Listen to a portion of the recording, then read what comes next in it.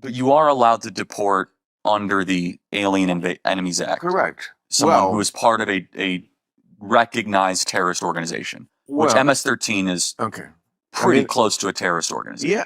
Okay. I mean, you're bending all these words. And he's not an American citizen. We got to acknowledge that. No, absolutely not. So that's important. But he wasn't here illegally either. No, he was. Illegally. Yeah, the Maryland man. As long as we're not talking about two different cases. We're talking about Garcia. Yes, he was an illegal immigrant to the country. I thought he was waiting for asylum. You could be illegal waiting for asylum. I see. So so they could. I enjoy Bill Maher's decision to invite Charlie Kirk to his show, The Club Random Show, and all of Bill Maher's recent appearances, in which he takes aim at the woke cult and does things that go against the woke call. As you might expect, Charlie, Kirk and Bill Maher had a number of different arguments in this particular episode.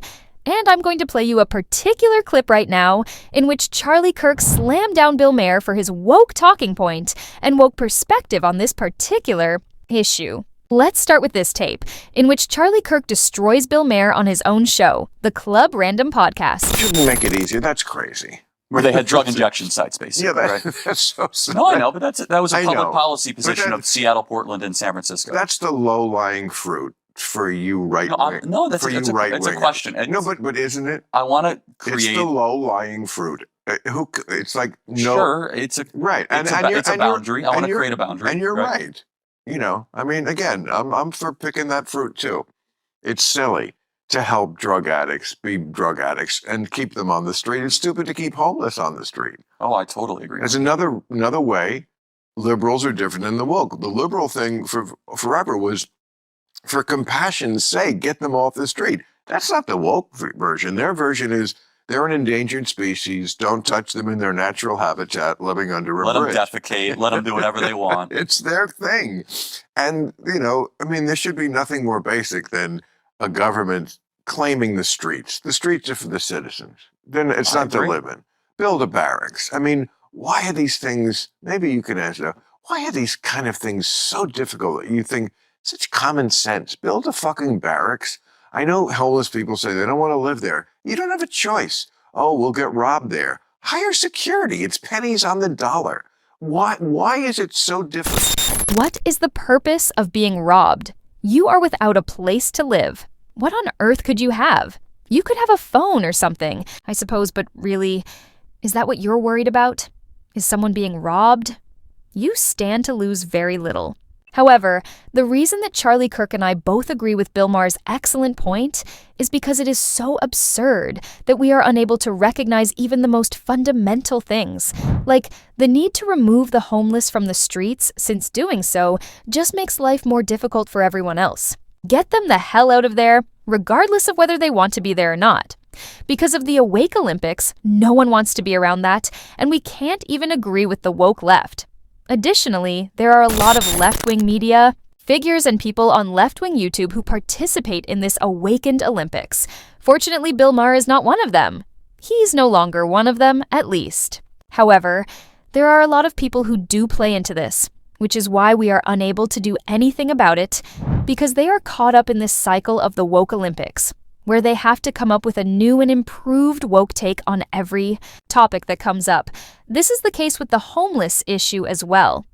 If you don't have this take or one-up it with something else, you're not woke enough and you're shunned from the group, Since they wish to be homeless, we should allow them to do so if that is their desire.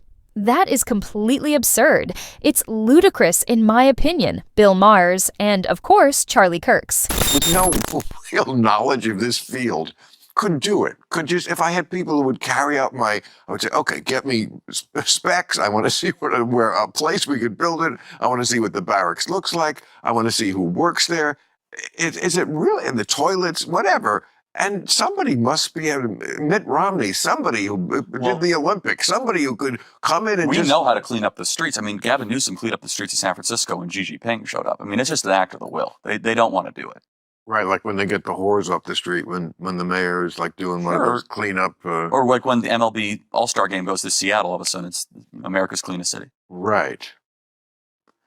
So you're saying if we can do it that one day. Well, I'm saying it's an act of the will. It's all that it is. And look, woke, I wouldn't even say left, woke philosophy is they don't really believe in private property. And at its core, why shouldn't someone be able to defecate on the side of the street? Who are you to judge? Well, that's not woke. Yes, maybe. I'm saying woke, not even liberal. Right. I'm making that distinction, Right, which I think is good. a fair distinction. That's another reason. Another one we can add to the list of woke is not liberal. And I think left versus liberal or woke versus liberal is an important distinction. Right. I will say what makes you different is few liberals stand up to the woke. And few liberals are willing to stand up to woke. Absolutely. And few conservatives stand up to Trump. Fair enough. I mean, you can stand up or disagree, but I guess you could say the question, is Trump, woke is an ideology. Is Trump an ideology? I mean, he's a person. MAGA is an ideology. But I mean, I disagree with Trump on a lot of stuff. Good. I mean, I don't think we should go to war with Iran. I think that'd be a big mistake.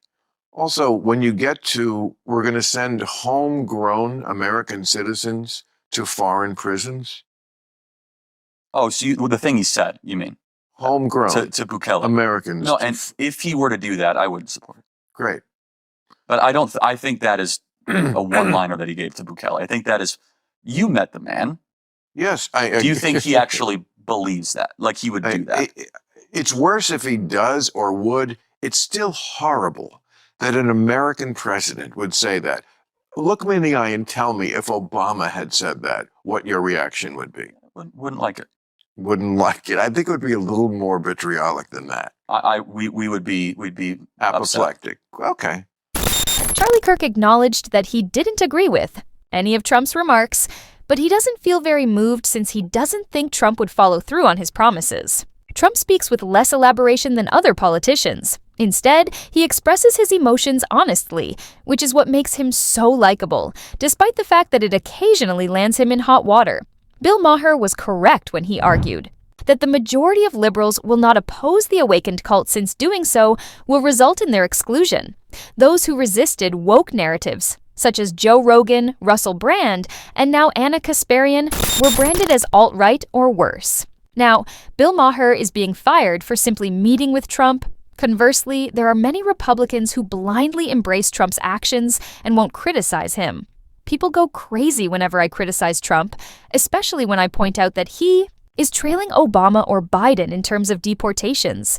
How much more time does he need when he only has 4 years? Even while the left is obviously more radical, Maher is correct when he says that the right is also reluctant to oppose Trump. Charlie, and so far, I think you're doing good, and I hope I'm doing good with you. Because if we don't have the honesty, we can't really, Look, but to be fair to the whole, topic in general, the outrage around deportations, as we've seen, these last couple of weeks, is like the American people voted for it. It's perfectly legal. Well, they didn't vote for. They did vote for mass deportations. People without any. I mean, you mean that Maryland case is what you're talking about, right? The guy who they said MS-13 member.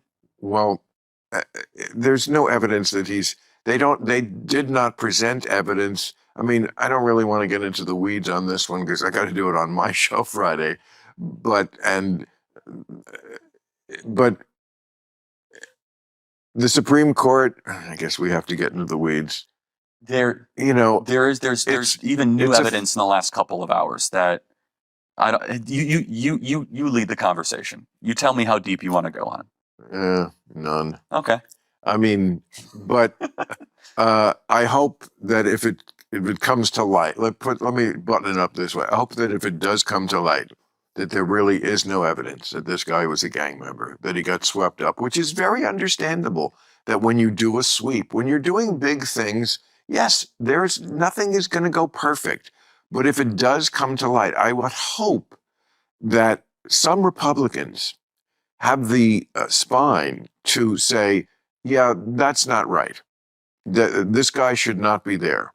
I mean, the Bill of Rights, it's pretty clear that you can't just disappear people without any sort of trial. Well, but sorry to interrupt. And deportation is not the same thing as sending someone to a prison.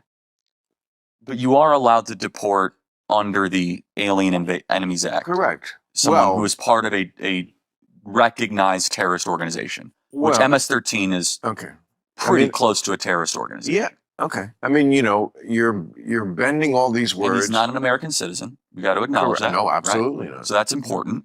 But he wasn't here illegally Yeah, either. he was. Illegally. Yeah, the Maryland man. As long as we're not talking about two different cases. We're talking about Garcia. Yes, Yeah. he was an illegal immigrant to the country. I thought he was waiting for asylum. You could be illegal waiting for asylum. I see. So so they could deport him. That's right. Yes. But we never did it, but to a prison. It's an edge case. I acknowledge it's on the edge. Okay, good. No, but the edge is, so there's three ways you can deport people. It could be the Alien Enemies Act of 1798. It can be Used only 3 times. That's fine, but hey, look, and you quote the First Amendment all the time. That's from 1787, right? So old things are important. No, I'm just saying, just because it's old. That's when used more than 3 times. Fair enough. Charlie Kirk's ability to remain composed and rational when speaking with Bill Maher is admirable. Charlie recognized that even if I have been critical of Maher, he is still a useful ally if he is on our side, and he didn't want to alienate him. Charlie, however, undoubtedly taught Maher. Charlie methodically walked Maher through the facts until he had no genuine argument, demonstrating his obvious superior understanding of the subject. Charlie's strategy worked, and I'm grateful that he educated him on Bill Maher's program. What do you think about Charlie Kirk quietly correcting Bill Maher's incorrect ideas on Trump and teaching him on the Club Random podcast? Let me know in the comments.